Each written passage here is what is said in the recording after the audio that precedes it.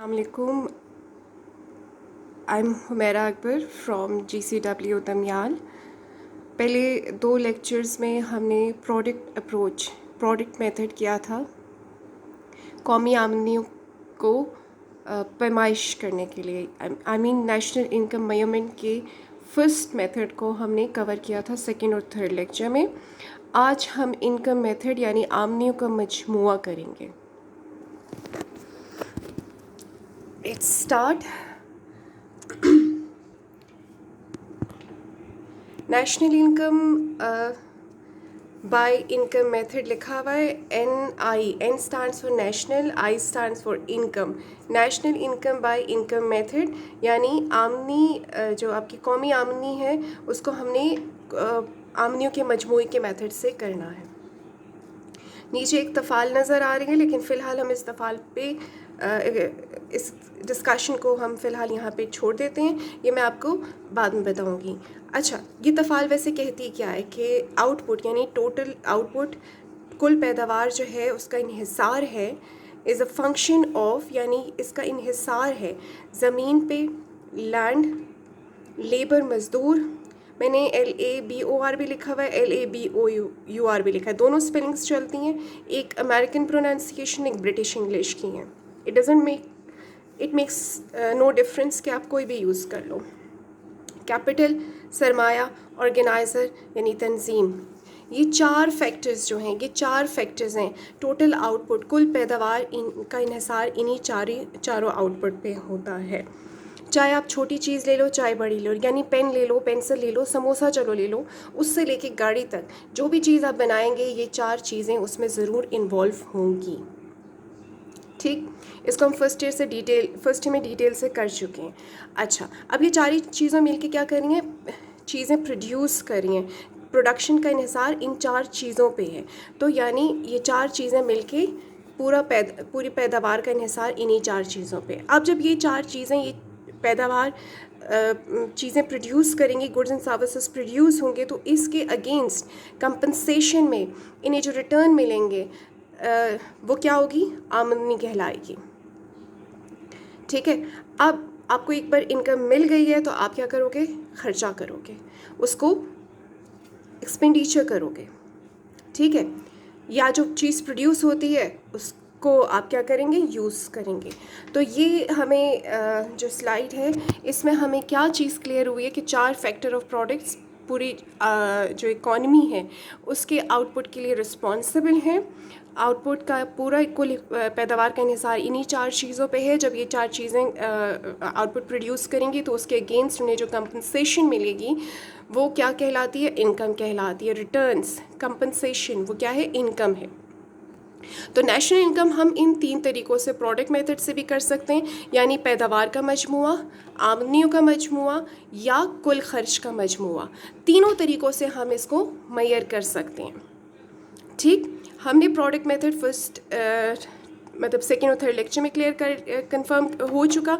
अब हम third lecture पे आते हैं। मैंने बात की यहाँ पे आमदनियों का मजमुआ, तो अभी जहन में ये सवाल पैदा होता है कि हम इसको कैसे ऐड करेंगे, कैसे प्लस करेंगे। ठीक है, इसको जमा कैसे करेंगे, एग्रीगेट कैसे करेंगे। तो मैं आज आपको लेक्चर में यही सारा बताने लगी हूँ कि इसमें क्या क्या चीज़ें लाई करती हैं जिसको हम जमा करेंगे और हम अपना रिज़ल्ट अचीव कर लेंगे। No, let's come to the next slide. यहाँ पे हमारे पास लिखा हुआ है कि national income by income method. ठीक है, ये 2 चीज़, इसका इन्हिसार 2 चीज़ों पे, एक income inquired by private sector, दूसरा income acquired by government sector. ठीक है, इसको फ़िलहाल इग्नोर करते हैं, मैं आपको साथ साथ में आहिस्ता आहिस्ता बताती चलूँगी। This is the income acquired by government and income acquired bye private sector. ठीक है, ये दोनों अलग अलग सेक्टर्स हैं कि जो इनकम रिसीव हो रही है या बाय प्राइवेट सेक्टर, यानी प्राइवेट सेक्टर को जो तनख्वाहें मिल रही हैं, जो पैसा मिल रहा है, दूसरा जो सरकार को मिल रहा है। ठीक, अब आ जाओ। अच्छा, पहले ये मैं आपको बारी बारी समझाऊंगी। पहले हम income inquired by private sector करेंगे, उसके बाद हम गवर्नमेंट का करेंगे। यस, स्लाइड नंबर 3 पे आ जाओ। ऊपर लिखा हुआ income acquired bye private sector, sorry, this is this is a, और जो कि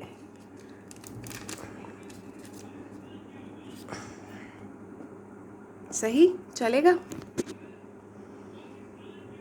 अच्छा, अब यहाँ पे ऊपर आपको डब्बे नज़र आ रहे हैं, 1 2 3 4। एक तो 4 फैक्टर ऑफ प्रोडक्ट्स हैं डब्बों में, लैंड, कैपिटल, ऑर्गेनाइजर, लेबर, और आखिरी डब्बे में प्रोप्रिएटर इनकम लिखा हुआ है जो मैंने ग्रीन कलर से लिखा है। ठीक है, ये एक नई चीज़ है आपके लिए। प्रोप्रिएटर यानी सेल्फ एम्प्लॉयड बंदा, दुकान उसकी अपनी है, ज़मीन अपनी, सरमाया उसने अपना लगाया हुआ है, मज़दूरी भी उसमें ख़ुद कर रहा है, दुकानदारी ख़ुद कर रहा है, तो इन सब चीज़ों को ऑर्गेनाइज भी ख़ुद कर रहा है। तो इस तरह से वेज भी उसे मिलेगी, प्रॉफिट भी मिलेगा, सरमाए पे कुछ सरमाया वो बाहर भी लगा सकता है, और ज़मीन का किराया, ये सब कुछ उसको मिलेगा। तो उसकी जो इनकम होगी, उसकी जो रिटर्न्स होंगे, उसकी जो कंपनसेशन होगी, वो मिक्स्ड इनकम कहलाएगी, प्रॉफिट, वेज, इंटरेस्ट। ठीक है, प्रॉफिट, वेज, इंटरेस्ट, रेंट भी इसमें आ सकता है, इसमें आर भी आ सकता है, किराया वगैरह उसकी दुकान का, अगर दुकान उसकी अपनी है। ठीक है, तो ये मिक्स्ड इनकम होगी, इसमें कोई कंपोनेंट कम भी हो सकता है, कोई ये चारों में से कोई ना कोई कंपोनेंट होगा उसका। ठीक है, अब पहले वाले पे आ जाओ, लैंड, ज़मीन। ठीक है, देखिए ना, लैंड की एब्रीवेशन क्या है, ज़मीन, लेबर की क्या है, मेहनत, कैपिटल की क्या है, सरमाया, ऑर्गेनाइज़र की क्या है, तंजीम। लैंड, यहाँ मैंने उर्दू साथ में नहीं लिखी, वो बहुत क्राउडेड हो जाती, तो मैंने सिर्फ वो वाली उर्दू लिखी है जो पहले लिखी थी, उसको दोबारा रिपीट नहीं किया। अच्छा, लैंड यानी ज़मीन, ज़मीन का रिटर्न क्या है, लगान, रेंट या रॉयल्टी। ज़मीन में सिर्फ ज़मीन नहीं आ जाती, इसमें मकान भी आ जाते हैं, दुकान वगैरह, प्लाजा वगैरह, इस तरह की सारी चीज़ें जिसका आपको किराया मिलता है। आर, यहाँ पे मैंने 2 चीज़ें लिखी हैं, रेंट, रॉयल्टी। रेंट ज़मीन के ऊपर वाली चीज़ें, यानी आपका दुकान है, मकान है, उसका किराया वगैरह, आपकी दुकान है, कहाँ नहीं। रॉयल्टी ज़मीन के नीचे या मादनियात वगैरह, जैसे फॉर एग्ज़ाम्पल सोचने में क्या हर्ज है कि मेरी ज़मीन है और उसमें सोना मिला, गोल्ड, यस, गोल्ड के ज़खायर। ठीक है, तो अब मैं उस प्रोसेसिंग काफ़ी एक्सपेंसिव होती है, तो मैं क्या करूँगी, गवर्नमेंट को इन्फॉर्म करूँगी, सरकार को इन्फॉर्म करूँगी, सरकार उसकी प्रोसेसिंग करेगा और मुझे उस सारी प्रोडक्शन में से कुछ पार्ट दे देगा, कुछ परसेंटेज दे देगा। जो वो परसेंटेज मुझे देगा वो क्या कहलाएगी, रॉयल्टी कहलाएगी। नेचुरल रिसोर्सेज जो है, मादनियात वगैरह, उसके लिए, लेकिन जर्नली हम लफ्ज़ इसके लिए रेंट ही यूज़ करते हैं। लगान, आर इसकी एब्रीवेशन है, रेंट, रेंट का पहला हर्फ क्या है, आर, पहला अल्फ़ाबेट आर है, तो वो हम एब्रीवेशन आर यूज़ करते हैं। दूसरा, कैपिटल पे आ जाएं, कैपिटल का रिटर्न इंटरेस्ट है, उर्दू में सूद कहते हैं, आई इसकी एब्रीवेशन है। तीसरा, ऑर्गेनाइज़र है, तंजीम है, जिसको मुनाफा मिलता है, मुनाफाजात, प्रॉफिट्स, और पी का फर्स्ट क्या है, पी, अल्फ़ाबेट प्रॉफिट का पी है, और पाई भी इसके लिए इस्तेमाल किया जाता है किताबों में। लेबर को वेज और सैलरी मिलती है, यानी उजरतें, और वेज फर्स्ट वर्ड जो है दैट इज़ डब्ल्यू, वो हम इसकी एब्रीवेशन के लिए यूज़ करेंगे। वेज यानी डेली वेज वगैरह होती है, पर आर के लिहाज से मिलती है या पर डे के लिहाज से मिलती है। सैलरी जो होती है एक फ़िक्स्ड अमाउंट होती है जो कि आपको पूरे मंथ के बाद मिलती है। ये क्लियर होगी बात। अच्छा, अब इधर आ जाए, यहाँ इसको मैं फ़िलहाल यूँ कर लेती हूँ। अच्छा, ये यहाँ पे प्रॉफिट, प्रॉफिट 3 चीज़ों से मिलके बना है। ठीक है, जैसे हम कहते हैं ना, चाय जो है उसमें दूध भी डलता है, पानी भी होता है, पत्ती भी होती है, चीनी भी होती है। इसी तरह से प्रॉफिट में भी 3 चीज़ें हैं। एक dividends, very first one is corporate income tax, second one is dividend, and third is retained earning. मैं डिविडेंड से स्टार्ट करूँगी, कहानी यहाँ से शुरू करूँगी। डिविडेंड, फॉर एग्ज़ाम्पल हम सब क्लास वाले, मैं भी आपके साथ, हम लोग हिस्सा डालते हैं और हम कहते हैं कि चलो जी यार कोई बिज़नेस स्टार्ट करते हैं। अब हम सब उस बिज़नेस के क्या हैं, हिस्सेदार हैं। ठीक है, हमें 10 रुपये का मुनाफा होता है, 1-1 रुपया हम सब डिस्ट्रीब्यूट कर लेते हैं क्योंकि हमने घर चलाने। तो वो जो 1-1 रुपया है वो क्या है, हम सबका, वो जो 5 रुपये हैं, क्योंकि हम 5 लोग हैं फॉर एग्ज़ाम्पल, तो वो क्या है, डिविडेंड है। 10 रुपये में 5 रुपये तो गए एज अ डिविडेंड। यानी हिस्सादारों को उनका प्रॉफिट में हिस्सा मिल जाना।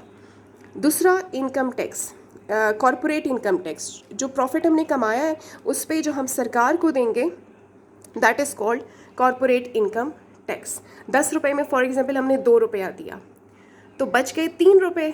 वो जो 3 बच गए हैं वो रिटेन्ड अर्निंग है, वो हम क्या करेंगे, हम दोबारा अपने बिजनेस में वो पैसा इन्वेस्ट कर लेंगे।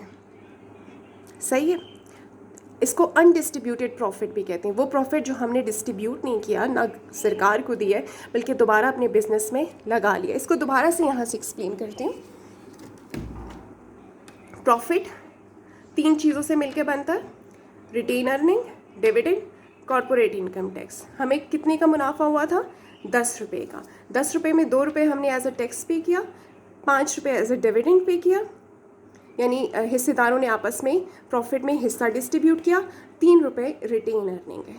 क्लियर होगी बात। अच्छा, ऊपर वाले बादल को देखें, इसमें क्या है, लैंड, कैपिटल, ऑर्गेनाइजर। लैंड का रिटर्न क्या है, रेंट, कैपिटल का इंटरेस्ट एंड ऑर्गेनाइजर का profit, RIP, rest in peace. इस तरह याद होगा, it is not rest in peace, लेकिन ये याद होगा। इन तीनों के रिटर्न्स को ऑपरेटिंग सरप्लस कहा जाता है। इन तीनों के रिटर्न्स को ऑपरेटिंग सरप्लस कहा जाता है। अब दूसरी वाली स्लाइड पे वापस से आ जाएं आप लोग। देखें, अब आपको ये स्लाइड समझ आएगी कि ये लकीरें वकीरें क्या हैं। आप यूँ करें, फॉर एग्जांपल आपको इतना डेटा गिवन है, आपको प्रॉफिट नहीं है गिवन, उसके अलावा आपको सूद भी है, लगान भी है, उजरतें भी दी हुई हैं, प्रॉपरेटर की इनकम भी दी हुई है, लेकिन प्रॉफिट नहीं है। और ये 3 चीज़ें दी हुई हैं उसकी जगह, प्रॉफिट डायरेक्ट नहीं दिया हुआ। तो आप इन 3 चीज़ों को ऐड करेंगे और आपका प्रॉफिट ऑटोमेटिकली आ जाएगा। ये भी पॉसिबल है कि ये 3 चीज़ें ना दी हो और इन तीनों चीज़ों की जगह वेज अलग से दी हो, आपको ऑपरेटिंग सरप्लस दिया हो। अभी फ़िलहाल इंटरमीडिएट के लेवल पे ये रिक्वायर्ड ज़्यादा नहीं है, आपकी कहानी यहीं पे ख़त्म हो जाती है, लेकिन मुझे लगा कि मुझे आपको ये सारा डिटेल से बता देना चाहिए।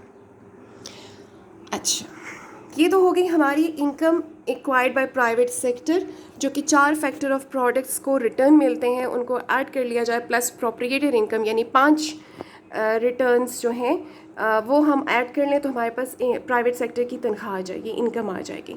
Income acquired by the government sector, वो हमारे पास क्या होगी, at ADM administrative department, non administrative department. Government के होते हैं, यानी एक वो डिपार्टमेंट जिसको सरकार ओन करती है, जैसे कि वापडा है, वाटर सप्लाई वाले हैं, तो ये सारे सरकार की डिपार्टमेंट्स हैं। यहाँ से जो इनकम अर्न हो रही है, प्लस जो कि जैसे कि वो मेरी गोल्ड की जो ज़खायर थे उसको सरकार रन कर रही थी, उसको मैनेज कर रही थी, तो वो मेरे, तो वहाँ से जो इनकम आएगी, इसी तरह से बहुत जगहों पे और भी इन्वेस्ट किया होता है गवर्नमेंट ने, वहाँ से जो उसको अर्निंग होगी वो नॉन एडमिनिस्ट्रेटिव डिपार्टमेंट से अर्निंग कहलाती है।